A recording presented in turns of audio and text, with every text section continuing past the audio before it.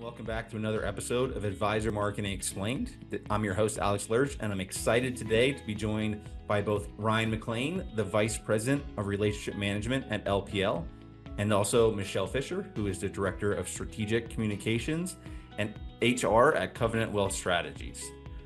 Main topic today, we're talking about client relationships. So, when we're diving into marketing, a lot of times people get into this world of that's new cold calls, that's people reaching out to our office that we haven't spoken before. That's, advertising, all these things. But in this industry, what we often find at the core of it is the way you grow is retention and some of your best client referrals. So that's what we're going to talk about a little bit today. I want to first start by referencing a recent study. And I talk about this study a lot because I think they do a fantastic job that Y Charts did. And they go into a lot of data points, and I'm just comparing what we saw in 2023 to 2024 in the same study. One of the questions they asked is, what influenced your decision to enlist your financial advisor services? 51% of the time, it was a referral from family, friend, or network. So again, talking about relationships, that's why those things are so important. It's what we're seeing. It's what we're seeing is actually growing most people's businesses. Yeah. So right, Ryan. Ryan, why don't you speak a little bit to that just to get started? I'm just resonating because everything that you're saying is when you think about picking, whether it's a financial advisor or just a service in general, you usually do look for a referral. I just think I was looking for someone about roofing yesterday, and I asked my lawn guy who I trust. I was like, hey, do you have contacts for me? So I think that's just a natural way that we go about trust. It's making sure we have a frame of reference, a common place, and if someone else is doing good work for you, you might ask them for referrals. So I think that study's kind of spot on. Even with financial advisor, when you think about your money, you're going to ask your friends, or you're going to ask a colleague. And so I was just kind of agreeing with you on that, Alex. Yeah, and we see that. I mean, it's strong in every industry, really, but right. Especially service-based, right? We see it all the time. And Ryan, those are great examples. Right. But I think this industry, it's so sensitive, your information, you're opening your world, your finances to someone, it's a tall order, right? It's not, it's like you're showing them your world, right? And it can be sometimes for people, it can almost feel embarrassing. Hey, I don't feel like I've been doing a good job. I need somebody that I can trust to talk about this where there's it's a judgment-free zone, right? I need somebody that is going to have my best interest and really focus on what matters to me and what my goals are. So it's a very unique industry in that matters so much. Those relationships matter so much. So I think maybe what we can do to start here is, why don't we kind of discuss, and Ryan, you see this from working with quite a bit of firms. I do too. Michelle, I know you're in contact with a lot of other firms that you speak with. So where do you guys see gaps in this industry where like that exceptional level of service that's going to drive business, drive referrals, drive trust isn't really happening? Sure, I'd be happy to share, Alex. I think, a lot of folks are surprised when asked the question, what is the number one reason a client leaves a financial advisor? Most people think it's market performance, and it's not. It really comes down to communication and transparency. So, when times get, rocky with the markets and there's a lot of volatility, I think a lot of financial advisors get a little bit scared and they don't know what to communicate, so they don't communicate. And when you don't communicate, that's communicating. That sends a message. Your clients want to hear from you. They want to know that you're on top of it. They want to know that you know what's happening and that you're being wise about it and that you're making good choices based off of what's happening with all factors considered. So I think really communication is a key element. Yeah, I would agree with you, Michelle. And I think in that communication, I think where I'm seeing, talking with advisors, and I even work with Michelle's office, and so we talk a lot as well. I think, Alex, we're also seeing advisors are not anticipating the client need, and I know that feels like a very loaded kind of statement, and I don't want to sound negative, but it's that anticipation of the client's needs through their life cycle. So as Michelle's saying, whether it's market volatility, that's very tactical, and that's a technical skill, but I think it's also that broader, especially if you're a planning firm, it's being able to anticipate the different stages that your client would go through. So that's a gap that we as LPL is also trying to help advisors address in real time as well. It's just making sure that we have solutions to help you all meet your clients' needs at where they are at that time. And then I think from a next generation or G2 is skills and finding the next talent. And I know we don't want to take that, that's a whole other podcast, but those are the things that I see right now is just there's a gap in skill, and I mean talent, finding really solid talent and then grooming them. And then also just from the advisor's perspective, it's just really meeting those clients' needs. And then I'm going to shut up there because we could talk all day on some of those other things. Say that, and Michelle, as soon as you mentioned that that statistic at the beginning, that people and advisors think this all the time. They're so worried, and not all, but many get so involved and inundated in the portfolio performance, and they obsess over it. And the truth is, like you said, Michelle, it's not even the most important data point anymore. And actually, this is another, I have this right in front of me, is another statistic in this Y chart study, and the top. So characteristics that influence your overall satisfaction with your advisor, the top ranking piece was having a deep understanding of me and my goals. Yep. So really what people want is they want you to understand where they want to get to. Right. So not that quarter of a percentage point isn't what's changing the game for people. It's that element of it. So it's shown in survey data and it's out there, but I think it's hard for advisors to make that shift from portfolio performance. This is what they see, which is tangible, to a lot of these really intangible things. The planning side matters so much. Yeah, and it's so true. I think one of the things that when clients, come to meet with us, that they're surprised when we sit down and meet with them, we're not trying to push anything, or, we put our agenda aside and we just sit the client down and ask, what's important to you? What do you look for in a financial advisor? What are you hoping to accomplish? And just taking that time to understand who they are, what their needs are, and then really crafting a plan that's customized to them. And I think that's where a lot of value is delivered. And so it's got to come down to the relationship. So people, investment performance is still very important. However, people are less likely to leave an advisor if they have a solid relationship built upon trust. It makes it a lot harder to leave that advisor, and the relationship's a lot more sticky. So you got to have communication and you got to have trust. I agree. Yeah, that's a great point. Oh, sorry. Go ahead. No, I was going to say, like with Michelle around performance, and maybe we shift what performance means, and maybe performance isn't investment performance, but performance is, you're measured on your promises and delivering, and the commitments, the follow-up, and I'm going to, dependability, and, just the services and how we're going to engage in that whole relationship. So maybe that's where we take the word performance, less about the investment market and such, because you can't control that, because if we all could, we would all not be on this podcast. We'd be living on an island somewhere.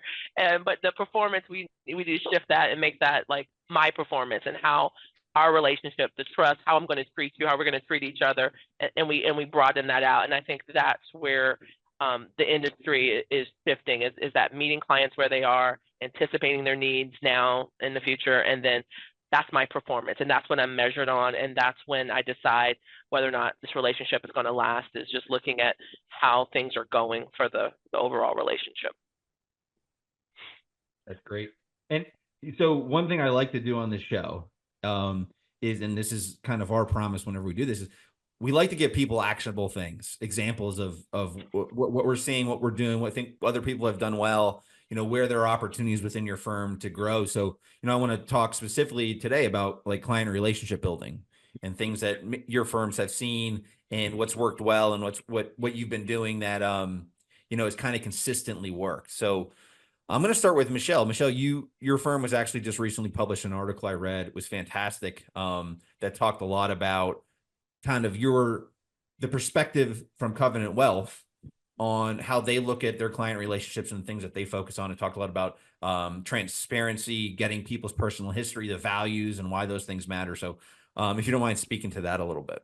Sure, absolutely. And if you've ever been to our office, there's a phrase that our clients know, our team know, is that we get to do meaningful work with people we care about, for people we care about. So at the center of our culture is relationships.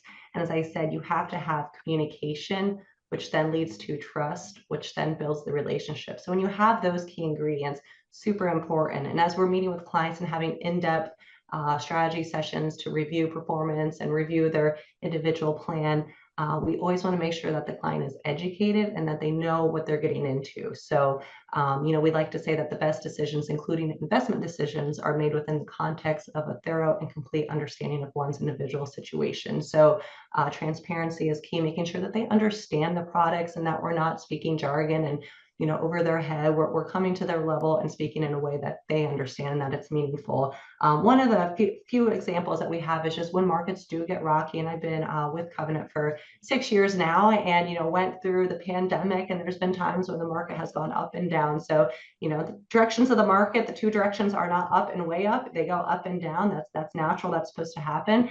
So one of the things when the markets do pull back a bit, our advisors are very proactive with just picking up the phone and calling those clients that we know that maybe are more sensitive to those fluctuations. And we want to make sure, hey, just want to make sure you saw what's going on, make sure if they have any questions, concerns, that we address those promptly and that we're not leaving the client in a situation where they're wondering. We want to make sure that we're proactive, so we're picking up the phone. The other thing that we do is, I think most advisors' offices are using or should be using a CRM system. So we use Redtail, and we use a system to really track and manage our relationships from a practical level.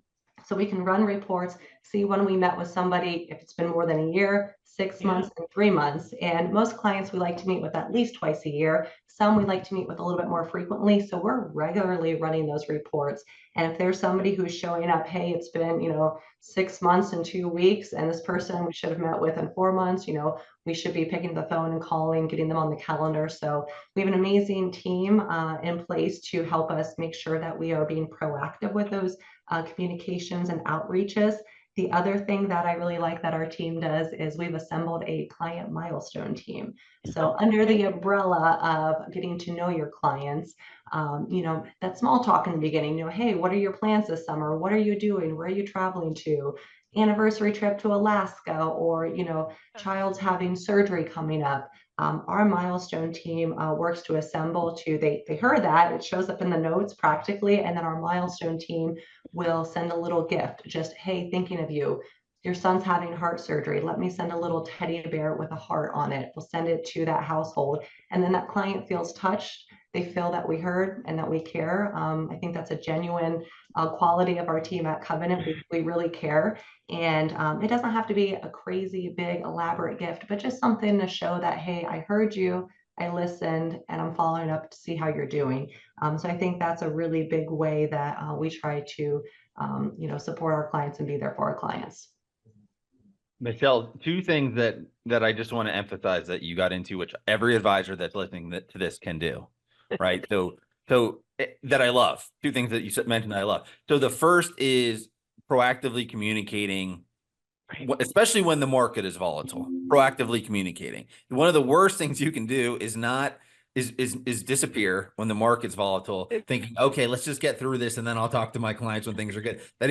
That's like number one on the do not do list. So what I would say is, you want to proactively communicate in good years, good markets, and bad markets. So what you want to do is create an automation that lets you communicate with your advisor, or your clients. So you should call them, you should be reaching out, you should have consistent meetings. But even if you have a marketing strategy where you're sending them email updates every week or every other week or whatever it is, letting them know what's happening. If you do that all the time, so you do that when the market's great, when you're still doing it when the market is volatile, they now expect it, and that you can share the information that may reassure them and also could avoid you having to make 100 phone calls because you sent an email that did a great job of cutting that down to 10 phone calls. Right. Yeah. And that's where and here's the other thing, don't just proactively communicate when the market's volatile, because all of a sudden, if the market's volatile and your clients are getting things from you, you're like, well, why am I getting something every week from my advisor? What's going on? So the consistency is so important. So I love that. And that's a key thing you want to do within your internal marketing.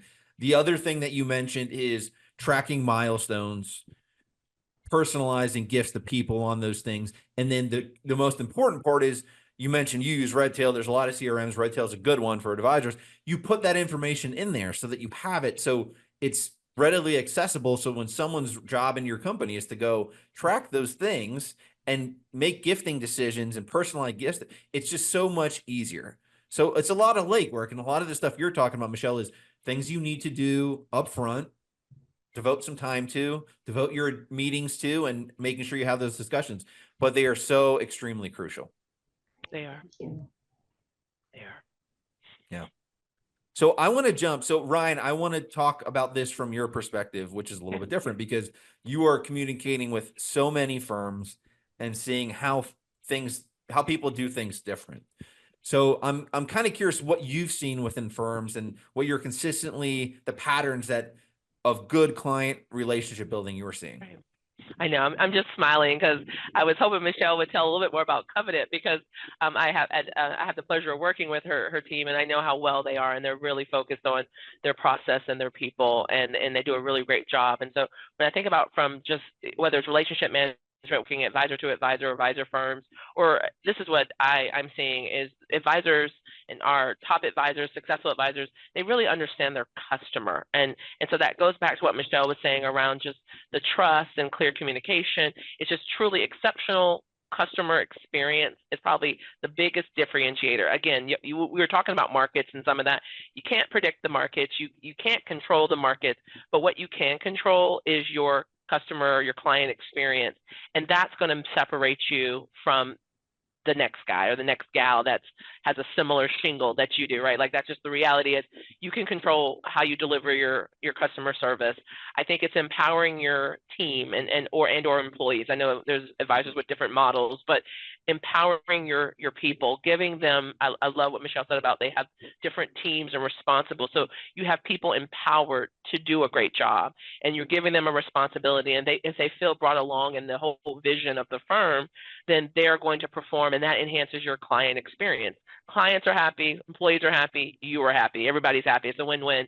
And then operational efficiency. I think Michelle's touched on that, but let's take that up a level, whether that's your CRM or any type of technology that you're using in your offices. So those are the big drivers for me. It's just understanding your customer, having an exceptional client engagement model, customer service experience, having a great team around you and employees, depending on your model, and then just really creating operational efficiency, whether that's through technology, whether that's well thought out processes, and then revisiting those on a cadence. Because again, once you build a process, you got to keep working on it and tweaking it, because again, you don't want it to fall behind. But that's what I'm seeing with advisor teams that are having a lot of success, and they're not worried about the performance, because again, they're operating and they're focused on all the drivers that are getting them forward versus having to focus on, did I call a client because the market was down or something like that. So that's what we're seeing on the relationship team. And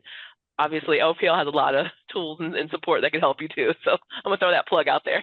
Yeah, and definitely. And I want to add to your plug, working with so many advisors with an LPL, the resources that you have, both from the marketing side, client relationship management, technology, to help with these things and educate on these things. And the education that LPL puts out, I think every week I get an email from LPL with, here's 9 webinars you can attend this week to learn things. Yes. I don't think anything rivals what you're doing. And one thing you said, Ryan, which I wanted to mention, you talked about, this is a great opportunity to empower someone within your team to take this role. I mean, talk about a role that somebody could just run and embrace. I mean, a big part of this is making your clients happy. Your role is basically finding ways to personalize gifts to your clients or communicate with them in a unique way. There are so many people out there that love to do these type of things and embrace them. It's just finding them, training them, and giving them the opportunity to run with this. And it's such a powerful part of your firm. And there's people out there that want to do this kind of work. Well, Yeah. and even if you can't hire, I mean, I know Michelle's going to speak from, she's a hiring human resource person, but outsourcing, there's so many other partners that could do a lot of this work. And something we started by saying, and, advisors sometimes have a strength, and whether that strength is, I really like the market. I really like following that, and that's where I like to be. Well, then you need to build around you to incorporate all those other areas where maybe this is where I want to be because that's my strength and I enjoy that and I get passion. But like we talked about, now I need to empower others to kind of that hub and spoke to fill in all these other places so I can deliver. Because I think as you grow and evolve, we're all like this. We all have something we're naturally drawn to. Like people ask me all the time, like, hey, would you ever be an advisor? I was like, well, I don't want to deal with any of the performance stuff. I would love to be more like relational and helping, bring in new clients because I like that part. And that's naturally, I can talk to a wall. So like, it's one of those things. So you have to find those complementary people or complementary teams, especially if you are in a broader team or in a team of advisors, or maybe have to look at outsourcing and building in those resources to build out, your overall service model. And I apologize, Michelle, if I cut you off. So. Oh, no, I think that is perfect. And that's exactly, I think that really resonates with who we are at Covenant. I mean, one option is to outsource. So if you're a smaller team, you're not quite there yet, you might need to start by outsourcing. We have been able to grow our firm organically. I have a background in recruiting and HR and spent 10 years in the recruiting industry. So I was able to bring that value to the team at Covenant. So we've grown from a team of 8 to now 18, soon to be 19. So it's been really cool to meet with all the employees on a quarterly basis and just really sit down and understand, like, what do you enjoy? What do you not like? And then we do the DISC assessment before someone joins our team. So are you more analytical? Are you more creative? Are you more people oriented? And not that if you're one, you can't be the other. However, I have generally found that if you're more detailed oriented, you might tend to be more introverted, maybe lower on the extrovert relation skills. And if you are more relational, you might need somebody to help you with some of the details. So when you can complement those two skill sets, you really get rocket fuel and it takes off. So we really try to build teams here at Covenant that combine strengths and skills. And the milestone team, it's been so cool to see team members at Covenant just empower them and kind of give them some guidance and then allow them to run with it. And then to get the emails back from clients that say, wow, I really cherish our relationship, with your firm. And, we sent this, little thoughtful thing, little card, wasn't expensive, but just the thought, intentionality that went into it. And then to get that kind of response, like now that is creating an advocate. And I just think about when I go to a restaurant and I have a great experience, a lot of time it's around the service. And I want to go tell everybody about, like, you got to go to this restaurant. This is the best thing ever. Just one really cool example. I went on vacation a couple years ago and we had a little snorkeling accident and it was totally our fault. And the resort felt awful and wanted to make it up to us. And, they just went above and beyond. And we had to sign all this paperwork that said, long story, weren't going to sue them. We're like, we're not going to sue you guys. You guys are fabulous. You're wonderful. And they're making small talk with us. And they come to find out, hey, we are here to celebrate. It was 10 years since my husband proposed to me. They were making, small talk about, oh, where did he propose? And it was Mount Santos in Switzerland. So 3 hours later, we go to dinner and there's a cake that shows up at the table for dessert. And they say, is somebody celebrating an anniversary? And it wasn't even a wedding anniversary. It was just an engagement anniversary, which I don't know who celebrates that. But we get this cake that comes out with a picture of Mount Santos on it. I'm like, how did they do that? And that was such a wow experience for me. So when you can find those opportunities to customize, now from a scalability standpoint, you can't do that all the time. But if you have, maybe your top 10 clients and really target them, and what are some really cool things that you could do for them to just create that wow moment. I love that. That's really great key. Story.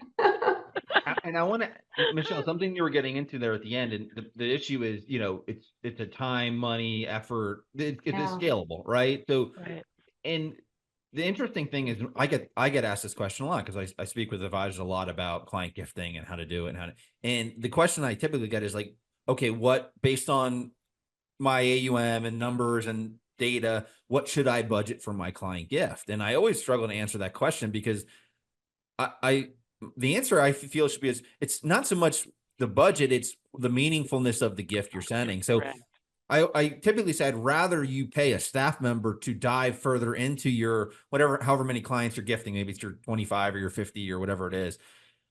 Find something unique about them, have them spend their time doing that. And I'd rather you send a $10 gift that is extremely meaningful to them than spend $150 on something that is just generic across the board. I have a similar story, Michelle. Like, we're in the Philadelphia market, and we work with a large group of advisors that are in the Philadelphia market. And the Celtics just won the NBA championship. The Celtics are a rival of the 76ers, I was right? going to say, So, yeah. so we had an advisor with a client that is a huge Celtics fan, lives in the Philadelphia market, huge Celtics fan.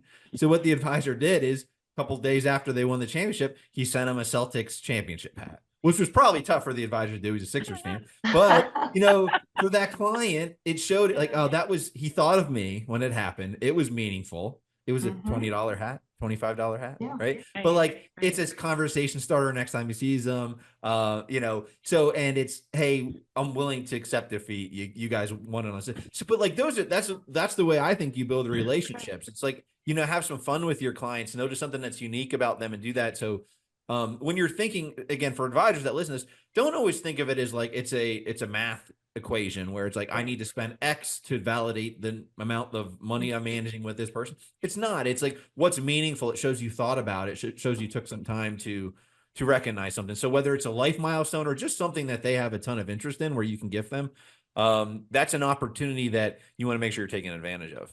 Yep. And, you can capture a lot of those details in your CRM. So a lot of times relationship starts with conversations and just asking really good, meaningful questions, and then asking follow-up questions to something your client said. And when you can draw that information out from them, then you really have the opportunity to expand and do something special for them. So I think that's such a cool thing to do. And I love supporting my team with that effort.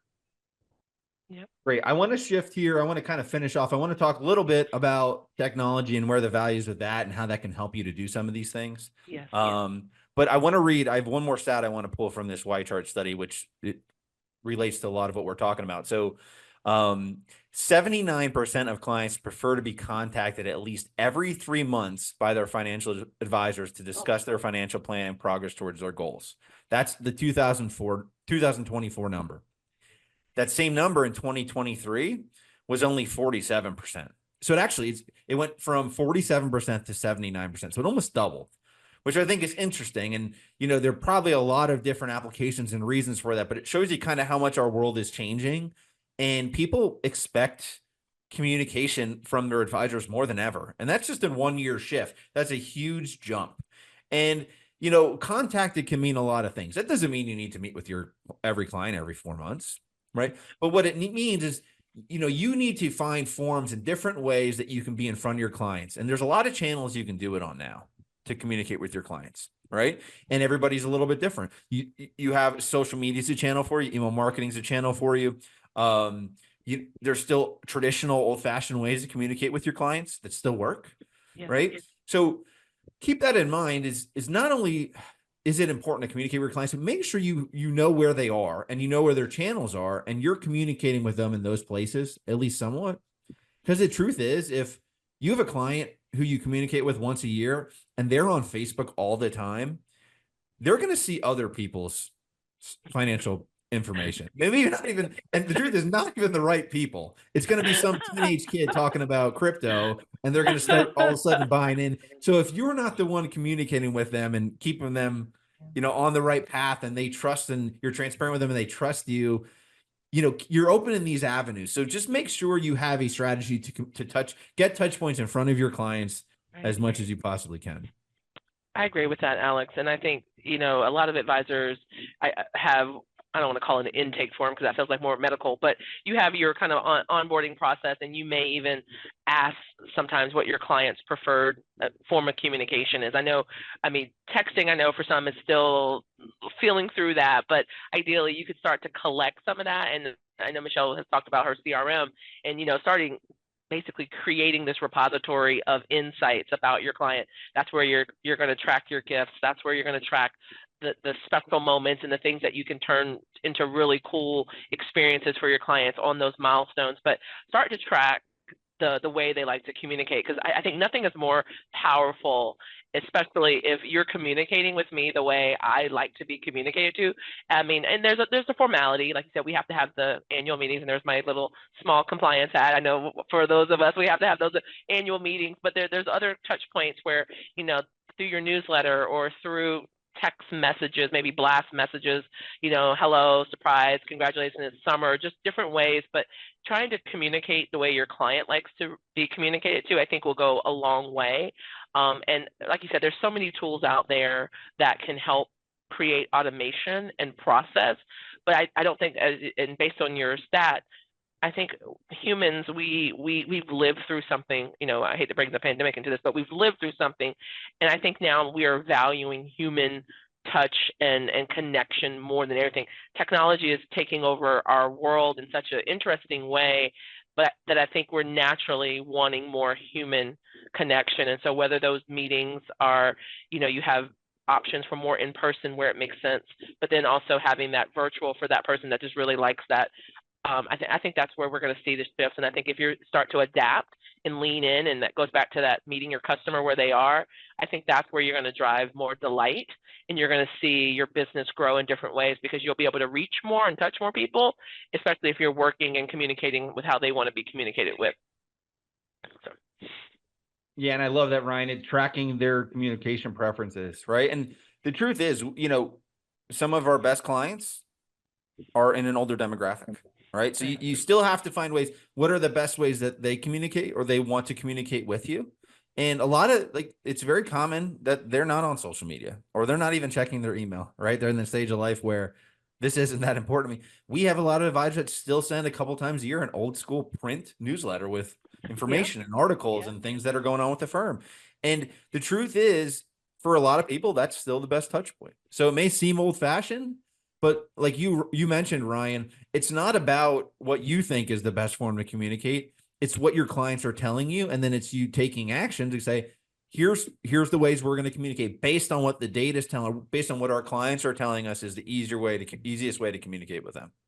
And Alex, you could even do a survey. That's another thing that we like to do is get, client intel, and that helps us with, making decisions if we're trying something new or, kind of test the temperature a little bit. Well, what do our clients want? So really just always thinking about what is it that they want. And SurveyMonkey, Qualitrix, those are great software tools to survey clients. And I try to keep my surveys really short, sweet, to the point, because people don't want to spend a lot of time taking a survey.